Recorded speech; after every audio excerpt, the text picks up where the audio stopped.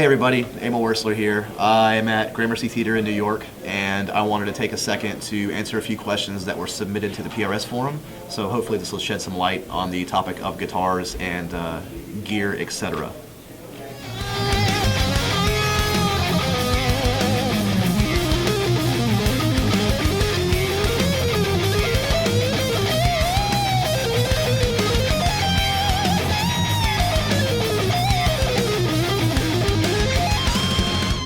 What is Emil running for his current touring rig, amps, pedals, blah, blah, blah? When it comes to writing new material, do you feel like you get into the whole, well, this riff sounds a lot like this other riff, and what do you do to get out of that? What is your favorite thing about PRS guitars? There's three questions there. Bogner amps, the Shiva 20th anniversary, Mesa Boogie dual rectifier. I think it's a 3-channel dual rectifier. It's a 2007 model, I believe. It's great, you know. Omega enclosures for the Bogner. A 212 and then a 412 with vintage 30s in it for straight for the Boogie, and I lay that on its side. I like the cab touching the ground, preferably with rubber feet, but if not, I lay it on its side and it's fine. Exotic effects, AC booster, AC plus, great pedals. Boss Noise Gate, which was not doing a very good job today. Let's see. It's really about it, you know. Scorpion cases, they make great cases. GCX is kind of the centerpiece. GCX is the centerpiece of my rig, and it's just like basically an audio router. A lot of people don't know about it because it takes a lot of time to work it, and but it's a brilliant piece of gear. And most currently Maxon. I have a great delay pedal from Maxon, and it sounds doesn't sound high-endy and trebly like your processed effects. It's got more organic kind of sound, warmer reverb. It sounds more like a tape echo almost. Yeah, and it's a really cool pedal. It looks cool too, and thank God it's not like this big.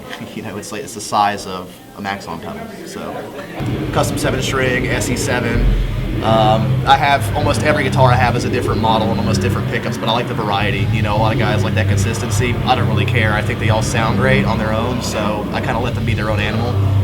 Most of my guitars have trems. I stopped playing non-trem, you know, a few years back.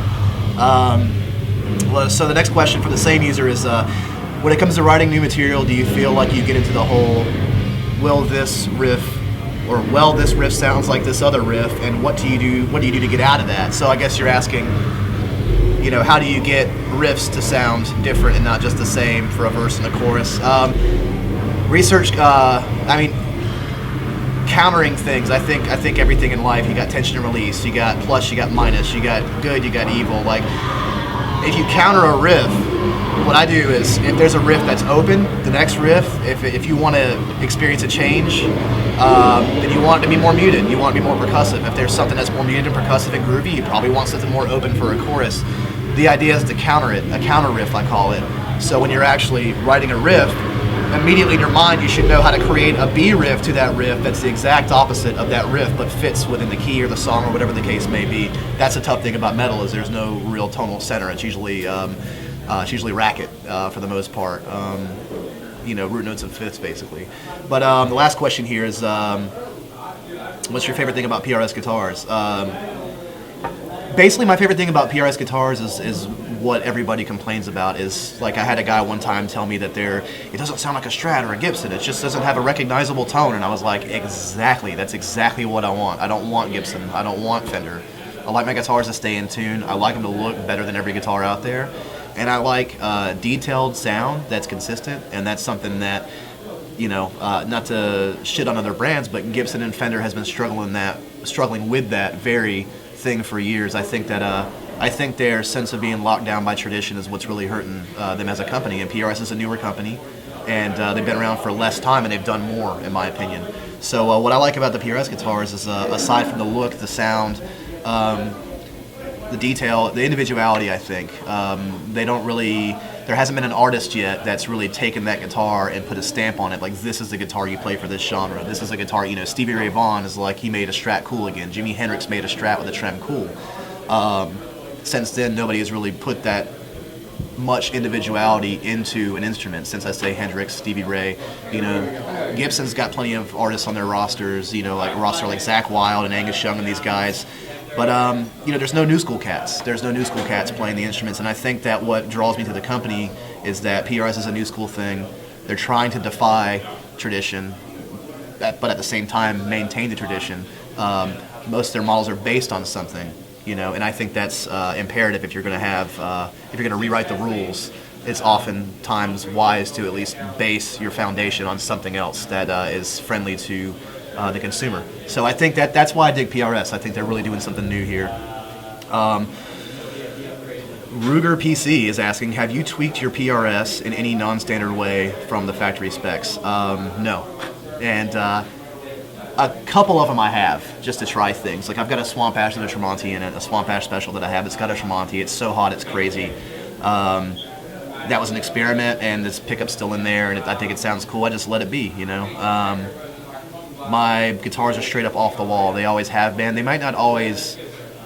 In the future, I can't say if they will or will not, but a lot of times I am one of those guys that is like, I'd rather just leave the pickups in this guitar like it was given to me, because I think it's got a vibe to it, And I'm also a fan of adapting to the guitar. Instead of making the guitar adapt to me, my philosophy is to adapt to the guitar. If it's got lower output, you should play harder, you know what I'm saying? If it's got high output, you should back off, to the point of you want to lower your pickups for less output, that kind of thing. So yeah, mine are straight off the wall, and they always work. But like I said, my philosophy has not changed things for me. My philosophy has changed me for things. So user Slowro is asking, my question is, if he was offered a signature model, what would it be, specs, etc., and why? When will we hear his solo album? Good question. I haven't been offered a signature model yet. They basically build me what I want. I still kind of consider myself an experiment, and as I think that the company does, which is exactly where I want to be. A lot of times Paul uses me to pick weirder woods because nobody else will do it, because, okay, nobody wants an orange fretboard. Emil will do it, I haven't been offered a signature guitar, but almost all my guitars are pretty much signature guitars. I work really closely with the company. I let them take their liberties. Hey, what do you think? What do you think will look good? I'd say the closest thing to a signature that I'm renowned for would probably be that cherry charcoal burst, tiger cherry charcoal burst. Say that 5 times fast. That's something that's kind of, a lot of people want that finish, and I've seen other artists do it with other companies, but they just straight up can't get it. They can't get the fade right.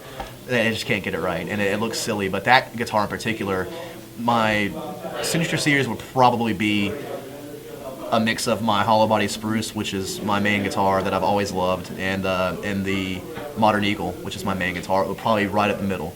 There's a lot of other things I don't want to spill the beans about, but there's definitely a lot of thought going into when that day comes, what would I pick? And there's a few things that PRS hasn't done before, and those are the first things I'm looking for to have on my model. So it would have a trem. In some way, it would be hollow. It probably would have the charcoal cherry tiger burst color on it.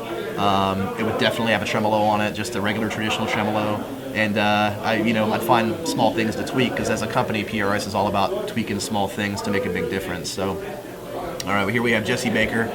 Hey, Jesse. I've been a DOF fan for a number of years. However, Crown of Phantoms is my first Chimera purchase. I hear plenty of Emilisms on the new release, and although similar styles to experienced metal listener, DOF and Chimera are very different. I was wondering if you felt more at home or inspired in either situation as a player, as an artist. That's a great question. And I get asked that a lot, actually. It's the same way as, to me, it's just something different. And I'm comfortable with that. It's, the role I play in this band is similar to the role I play in every other band that I've ever been in. I kind of just do my thing, and if it works, and, when I fall into place, that's how I know things are cooking. When I come into a situation and I know that there's somebody else that has a vision, and I have a vision, and we can collaborate really well, or most of the band in that case, I think that's kind of what really, that makes me comfortable in general. I think that is the biggest noticeable difference for me is the established brand. Like Chimera is just a bigger band. I did want to write more straightforward, what I call arena riffs that are not necessarily focused on harmonic craziness or crazy playing, but just something groovy and simple that sounds the same in the front of the room as it does the back of the room. A lot of people talk about doing this, but they don't really do it. I think that Crown of Phantoms it's just it's a different thing. It's also a different band, and I did write with both bands in mind. I didn't want it to sound like something I'd done before. I didn't want it to sound too far away from the Chimera brand, because I don't want to piss the fans off, because I'm not here to really, like, you know, just take this thing over and make it sound like farts and blips and hip-hop or something. You know, I'm not going to do that to the listeners. But at the same time, I am going to play with the fact that they're expecting one thing, and I'm going to give them a little bit of something else. That's just foresight. And also, the way that I work is every record that I do, I want to outdo the record before it, no matter who or what it was with. So Crown of Phantoms is my best work, and if I don't put out a better product next, then I might as well call it a day. That's what I'm in this for. I'm not in this for repeating the same thing over and over again. A lot of guys get comfortable. As soon as I'm done reaching, I'm dead. That can't happen. So, yeah, there's a difference right there, you know. But it's all kind of just another day for me, you know. These guys are great. I get along with them great. We have a lot of great times together, and it's just different. It's just totally different. It's just like having another family, you know. It's like having two siblings, you know. You like this guy over here for these reasons. You like this guy over here for these reasons. It all evens out in the end, you know. The main purpose is just to keep moving forward. And I'm not very hesitant to point that out. A lot of musicians are very hesitant to point that out, but I don't say no to any opportunity that comes my way, because I'm not getting any younger here. So anyways, Jesse's got a couple of other questions here. I know you have a love for Bogner amps, especially the 20th anniversary Shiva, yada yada. He's asking about Nicky Maroc and his signature amp from Indigo Amps, which also has a pair of KT88s. Is this an often overlooked tube? What do you feel it does to your sound and playing? Okay, was it used on the record? Yes, it was used on the record. All the solos you hear are not reamped. They're just straight up out of that amp because it sounded great. So if it's not broken, why fix it? The KT88s, yeah, they're gnarly. They're a little saggy. They're very different as a tube. I think back in the days of Marshalls, before boutique, you know, really came in and became this boutique thing, I think the KT88 was probably more common. I like them. I've never had one with KT88s. It's my third Shiva. My previous models were the EL34 models, and they just didn't have it.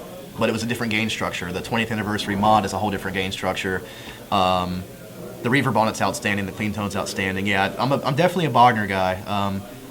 You know, but I like the idea of running two different amps instead of just relying on one, because I like to pick an amp that's the opposite of another to cover as much tonal ground as possible.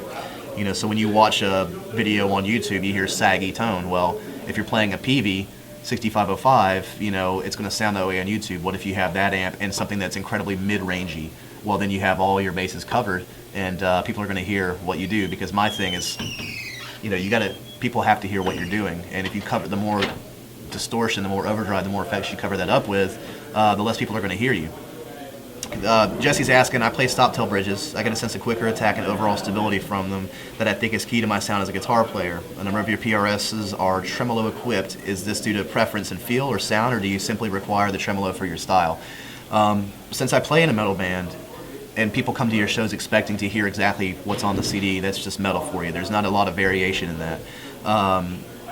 You know, I have to have something that kind of keep me connected to the music that has a sense of it could be good, it could be bad. There's got to be this like threat involved for you to really be on the edge of your seat, right? You know, you don't know what's going to resolve. You don't know what's going to happen. The tremolo is that for me. A lot of times I'll put dive bombs in between riffs. I play it backwards, so it mimics actual vibrato.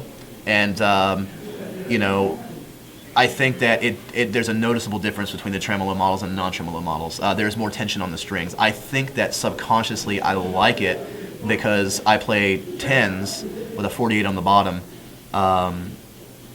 in drop C. So you have to have more tension and a straighter neck, or you're going to get some, what's the word I'm looking for, it's just, it may or may not work, you know. You're going to get some flabbiness. You're not going to have something to grab onto. Your tuning may not be right. You know, small things. So I think that it's definitely noticeable, but I like the tremolo because it puts on a good show. You know, I think it's sick to hear a dive bomb across 4 measures of music like you don't give a shit. I mean, that's what I'm all about. And if I saw somebody else do that, I would definitely, like, want to buy them a beer and shake their hand and be like, you're awesome, man, because nobody does that. People struggle to play things as they are on a record.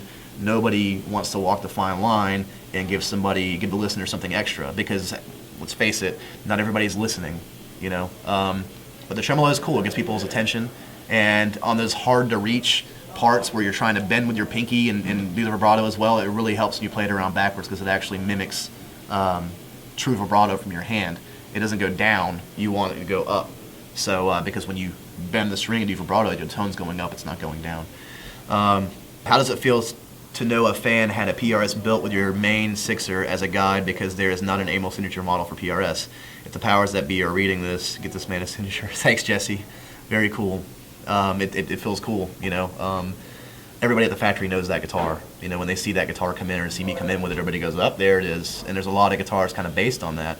The original guitar that I based that guitar on was a single cut, and I think it was like a one-off, and I had to explain to them what the guitar was as a private stock, and then once they saw it, they were like, they still had to kind of research and dig around and find that color. And I just think I'll never forget the day I opened that case and saw that guitar. It was fucked up, man. It's just, it's a badass guitar. You know, so thanks, Jesse. Alan is asking, do you prefer to use a 7th string as a lower root for chords, or for slash chords, E/B, for example, blah, blah, blah, or E with B in the bass? Any suggestions for getting quicker response out of the 7th string? I'm not going to lie, I enjoy seeing the 7th string guitar as a gimmick. It is its own instrument. There's 7th string guys out there that are truly amazing, but I use it for the gimmick side. The band that I'm, you know, when Chimera happened, the first thing I thought was, I'm going to use a 7th string. This is a great excuse because it needs to be low, it needs to be powerful, it needs to be really groovy, and yeah, because of the lack of definition, it makes you play a certain way on those lower notes, you know, those lower strings. So yeah, I don't really think about it too much. I think I do, but I will say this, for better or for worse, I don't look at the 7-string guitar as a 7-string guitar. I look at it as a 6-string guitar and with a added lower string, for better or for worse. You know, the problem with drop C is you basically have 5 strings to play on at that point. So the 7-string thing was at the time I was like, okay, I need to do this so I can actually solo across 6 strings with no problem, you know, because it changes your playing. So any suggestions for getting a quicker response out of the 7th string? Yeah, just write appropriate things for the instrument. People forget about that. If you're a singer and you're singing out of your range and you sound like shit, well, write within your range. You know, don't write checks you can't cash live. And you'll notice that for your timbre, for your range, you can write appropriate parts, you'll have a stronger performance. Same thing on the guitar.